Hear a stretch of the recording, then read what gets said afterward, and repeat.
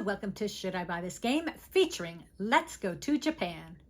My name is Christine, and in this video I'll give you an overview of how the game is played and then share some things I may like or dislike about the game to help you decide if you want to add Let's Go to Japan to your collection.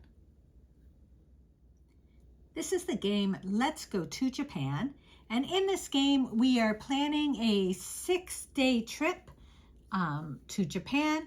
And we're planning things to do either in Tokyo or in Kyoto. Now we start with these different things. So here we're going to be visiting gardens. This is for shopping. This is just for some enjoyable activities, eating, visiting temples, and then some other things to see, such as concerts or watch a sumo wrestling thing. And so what you're trying to do is make sort of the best trip in terms of points and where we're going. Now, when we go between Tokyo and Kyoto, we need to take a train, and you start off with the starting train token. Now, at the end of the day here, whereas each day we're planning 3 events, and so here, because it was the flower, and all 3 of my events had flowers, we get a bonus. And it doesn't matter if all 3 of them, as you see up here, if you only had 1 flower, you would get to move ahead on the happiness tracker here. If you have 2 flowers, you get 2 suitcases. And what these little suitcases allow you to do is during your turn, you can take 3 additional cards and then choose one of those, and then you discard 3 extra cards into the discard pile. But if you're really looking for a specific activity, it's helpful to be able to get 3 cards. Or you can get a wild token. And this is great because it helps you move your little tokens across the points, and you can move a token of your choice. Or if you have all 3 like we did, you're able to get a little transport token. These transport tokens will get you 2 points as well as 1 movement along the happiness track.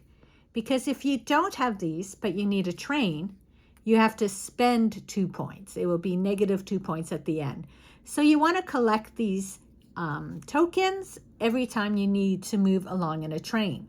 Now, the other thing, though, about these tokens is that if you have the token, but you don't actually need to move along in the train, you don't get the points for them. So that is how you move between Tokyo and Kyoto. So you want to be aware of that. You want to try and do it. So here we go, like Tokyo, and then I had Kyoto, then we're back to Tokyo. So now I'm trying to keep these 2 days with mainly Tokyo cards because I don't want to have piles of train tokens needing to go between the 2. Over here, then we need 1, but I have 2 days so far with more Kyoto. If you get a brown card, it can be either city that you want, but because I have a blue card after with Tokyo, I will need a train somewhere in here as well.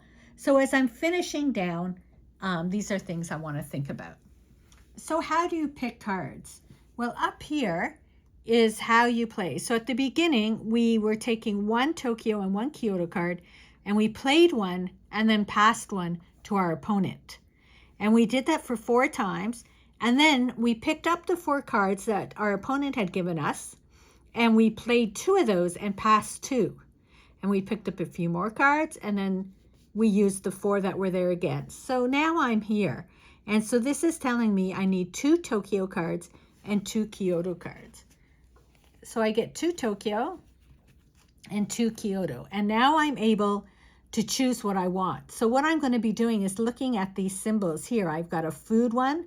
I have some temples, I have a flower one as well as the green one, and a shopping one or a green one. So if we look down below here, with shopping we're in blue, so I don't really want to use this one for shopping because my choices are I can either put it at the bottom or in between, and we don't want to add all those extra train rides. So I can look here, and I could put it here because we're moving into Kyoto later.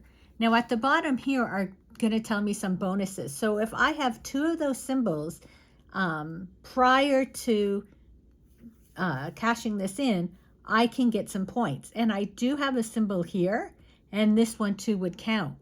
So I could use this as the end here.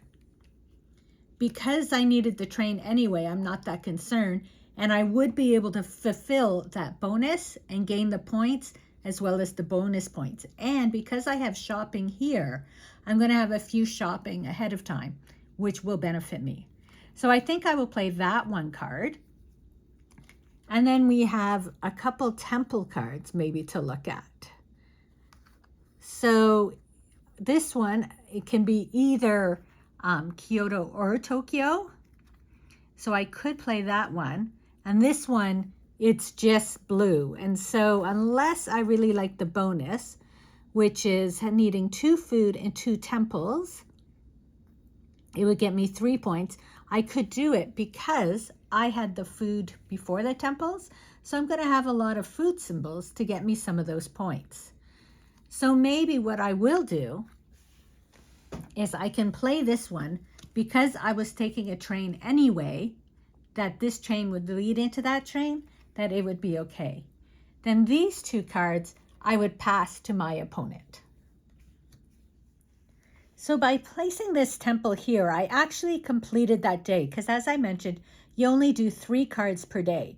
Now I do have 3 temples under my temple area, so that allows me to get this bonus here. And because I know I'm still in need of a lot of trains, I'm going to take the train token because I do need a few trains to move along during my week. Now I'm going to complete the rest of the days, and then I'm going to come back and show you how it's scored. So I finished the game, and I just want to point out 2 things. So on this day, where I only had 2 of the symbols, I was able to get 2 suitcases. And I ended up to use one of them when I was just finishing off to make sure I tried to get a card I wanted. And then on this day as well, again, I only was able to get 2 of the symbols. So for that day, I got myself a wild token. So just to let you know how they ended up in my area here. So now to score the game, we start with Monday. And each time we see this symbol, we move it along the path. So we have 1, 2, 3 of the flowers. And we have 1 of these red. So to do that up here, I'm going to move my token over 1. Now at the bottom, it says if I have 3 flowers, which I do, I will get 3 points and 1 per temple. Now I don't have any temple tokens showing yet, and so I would get 3 points. So there's a score pad here. And so on Monday, I would write 3. So I will just do that. Oh, sorry. I get 4, 8, 9, 10, 11, 12, 13, 14 actually. Sorry, I get 14 points for Monday. Because you score regardless of how many points are here, plus your bonus. So we look at Tuesday now. And I have 1, 2 shopping. So I move this 2. I have 1 temple, and I have 2 flowers. And I have 1 of the red that way. So the bottom says, if I have 2 red of these symbols, which I do, then I get 2 points per set of flower and shopping. And because shopping is at 2 and the flowers are at 5, I have 2 sets, so it would score me 4 points. So I will get 4, 5, 6, 7, 8, and 13 for Tuesday. So we move to Wednesday, and I have 1, 2, 3 that way. So up here, I'm going to go 1, 2, 3. And what happens is once you hit either the ends, then your little token here moves over to either positive or negative points. So far I haven't scored any points or lost any points. Now I also have a food symbol and a shopping symbol. So my shopping moves 1 and my food moves 1. So it says find another great deal. So because I had 2 of these symbols up here, I get 4 points and 1 per shopping. And on shopping, I am at 3. So I get 3 plus 4 is 7, 10, 14, 16. So I write 16 for Wednesday. So now we're at Thursday. So I have 2 food symbols. 2 food symbols. I have 2 of the blues. I have 1 of the green arrow. Now I have 2 of the flowers. I have a temple, and I have a red arrow. So I go back this way 1. Now at the bottom, if I have 3 flowers, which I'm now at 7, I get 2 points per set of flower and food. And since food is at 3, that would be the number of sets. So I get 6 points, plus 4 is 10, plus 1 is 11. Now, I just want to put out, so this card was worth 0. And you may be, why did I choose to use it? Well, it just gave me so many different images here, because as we pass these areas, they'll be worth points at the end of the game as well. So that's why I decided to use it, even though the card itself had 0 points. So when we move to Friday, it's the temple day. So I had 3 temples, 1, 2, 3. I had 1 flower, 1 food, and I have 1 green arrow. So at the end, if I have 2 flowers and 2 temples, which I do, I get 3 points and 1 per food. Food is at 4, so that gives me 4 points.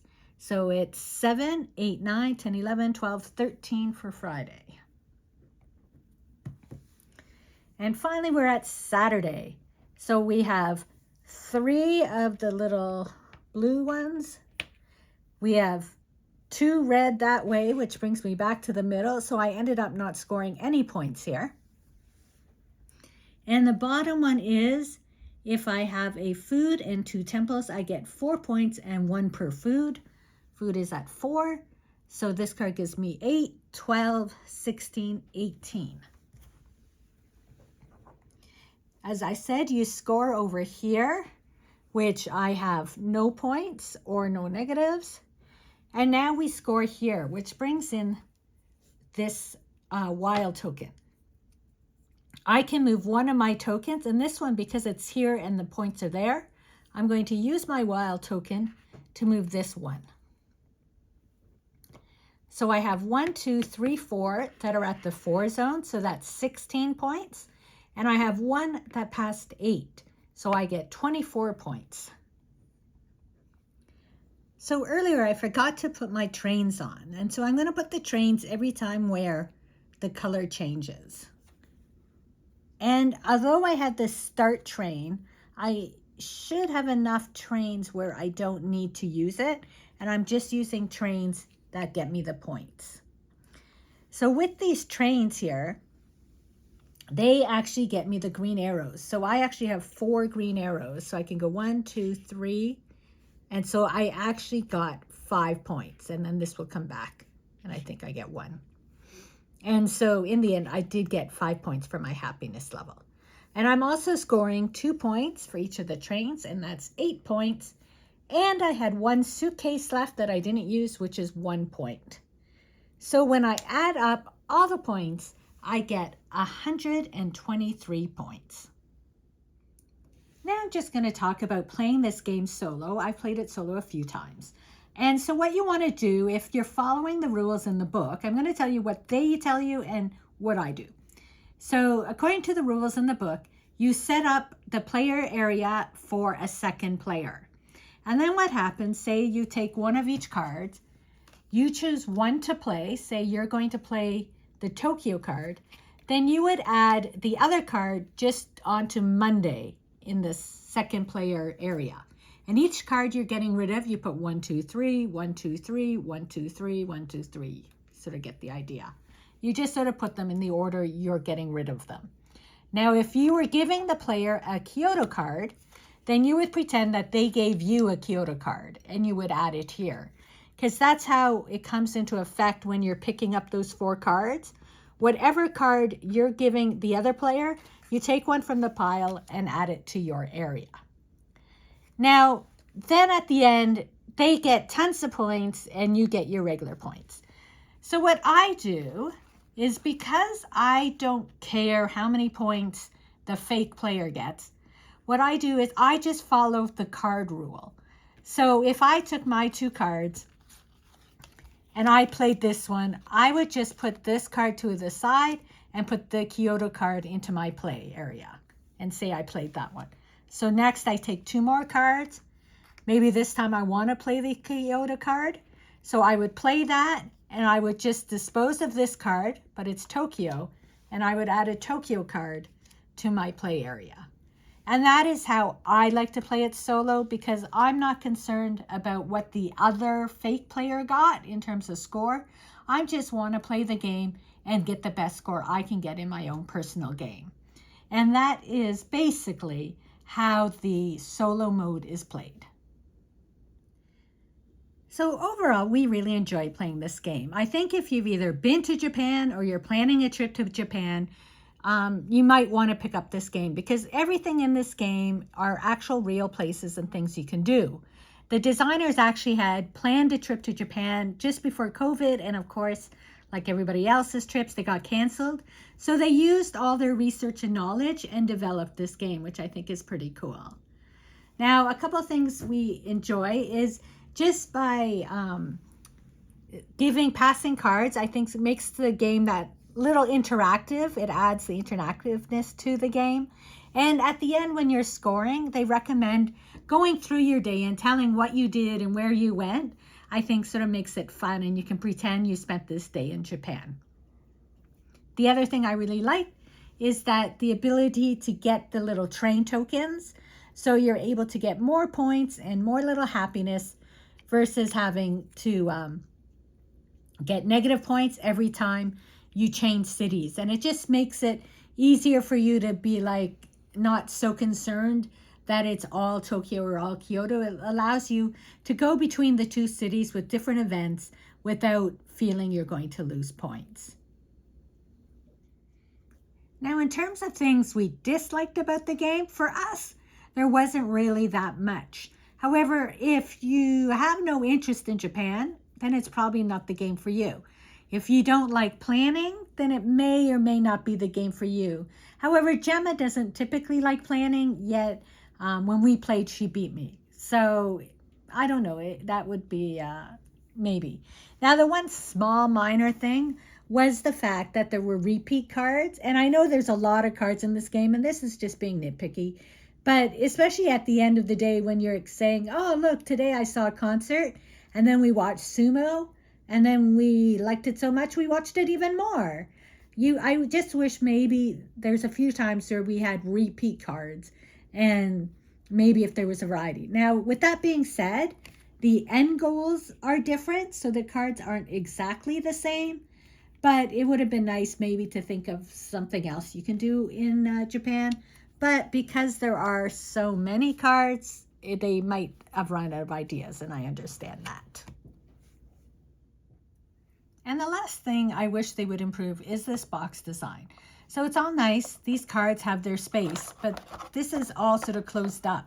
We could really use this space to put some other elements in, because once you put the boards in, you're only left with this space now to try and like shove these things into the side.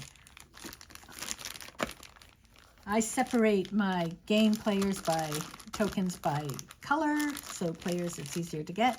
But I'm really trying to like, and then here now I'm like, oh, I've got to make this flatter so it will sit within.